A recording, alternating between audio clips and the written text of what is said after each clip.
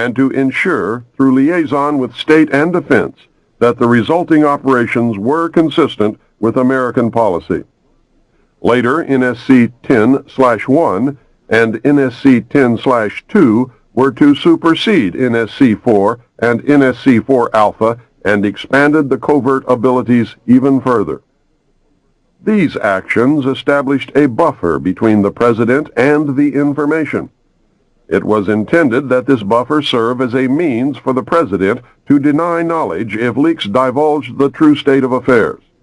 This buffer was used in later years for the purpose of effectively isolating succeeding presidents from any knowledge of the alien presence other than what the secret government and the intelligence community wanted them to know. Secretary of Defense James Forrestal objected to the secrecy. He was a very idealistic and religious man. He believed that the public should be told. James Forrestal was also one of the first known abductees. When he began to talk to leaders of the opposition party and leaders of the Congress about the alien problem, he was asked to resign by Truman. He expressed his fears to many people. Rightfully, he believed that he was being watched. This was interpreted by those who were ignorant of the facts as paranoia. Forrestal later was said to have suffered a mental breakdown. He was ordered to the mental ward of Bethesda Naval Hospital. In spite of the fact that the administration had no authority to have him committed, the order was carried out. In fact, it was feared that Forrestal would begin to talk again. He had to be isolated and discredited. His family and friends were denied permission to visit. Finally, on May 21, 1949, Forrestal's brother made a fateful decision. He notified authorities that he intended to remove James from Bethesda on May 22nd. Sometime in the early morning of May 22, 1949, agents of the Central Intelligence Agency tied a sheet around James Forrestal's neck, fastened the other end to a fixture in his room, then threw James Forrestal out the window. The sheet tore and he plummeted to his death. James Forrestal's secret diaries were confiscated by the CIA and were kept in the White House for many years.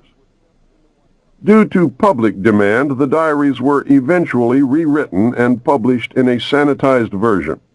The real diary information was later furnished by the CIA in book form to an agent who published the material as fiction.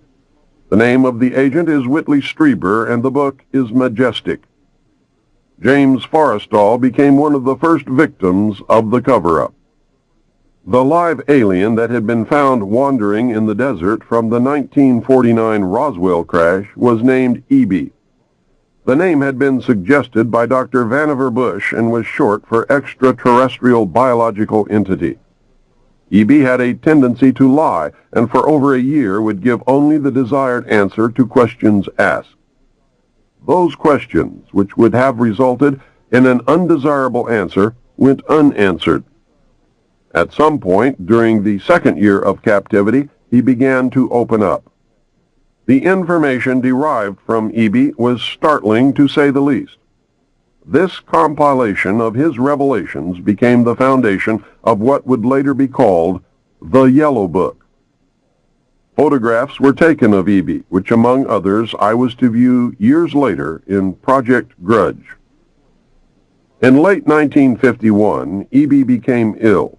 Medical personnel had been unable to determine the cause of EB's illness and had no background from which to draw. EB's system was chlorophyll-based, and he processed food into energy much the same as plants. Waste material was excreted the same as plants. Several experts were called in to study the illness. These specialists included medical doctors, botanists, and entomologists. A botanist, Dr. Guillermo Mendoza, was brought in to try and help him recover. Dr. Mendoza worked to save EB until June 2, 1952, when EB died.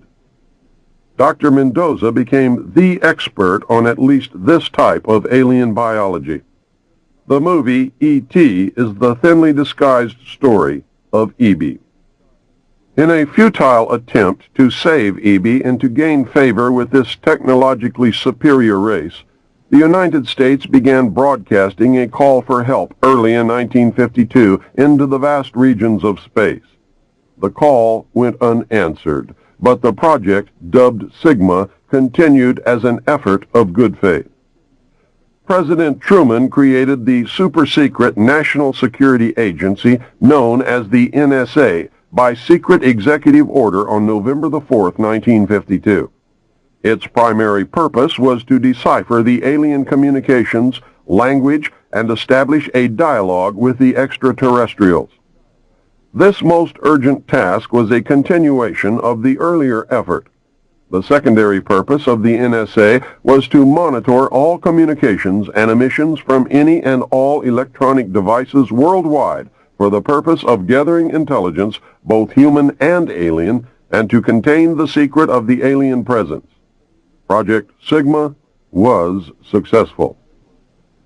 The NSA also maintains communications with the Luna base and other secret space programs. By executive order of the President, the NSA is exempt from all laws which do not specifically name the NSA in the text of the law as being subject to that law.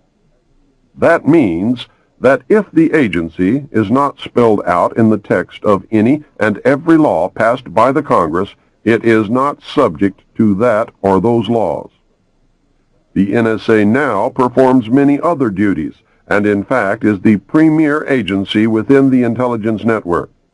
Today, the NSA receives approximately 75% of the monies allotted to the intelligence community.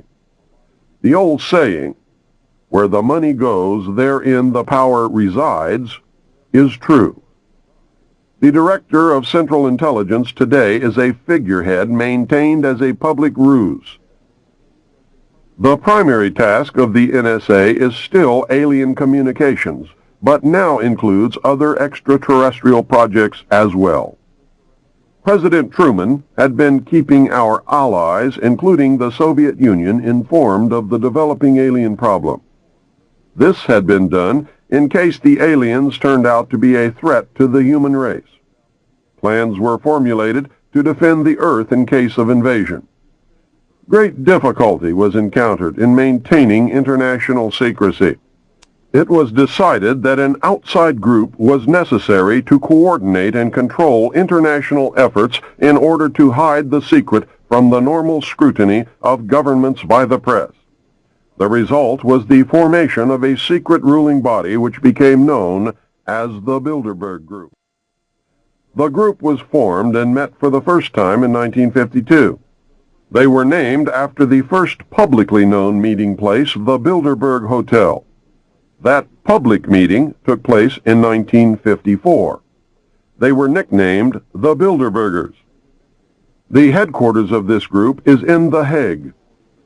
The Bilderbergers evolved into a secret world government that now controls everything.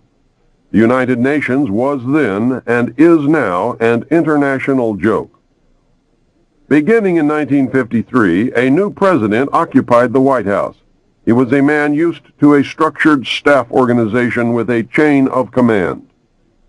His method was to delegate authority and rule by committee. He made major decisions, but only when his advisors were unable to come to a consensus. His normal method was to read through or listen to several alternatives and then approve one. Those who worked closely with him have stated that his favorite comment was, "Just do whatever it takes." He spent a lot of time on the golf course. This was not unusual for a man who had been career Army with the ultimate position of Supreme Allied Commander during a war, a post which had earned him 5 stars. The President was General of the Army Dwight David Eisenhower. During his first year in office, 1953, at least 10 more crashed discs were recovered along with 26 dead and 4 live aliens. Of the 10, 4 were found in Arizona, 2 in Texas, 1 in New Mexico, 1 in Louisiana, 1 in Montana, and 1 in South Africa. There were hundreds of sightings.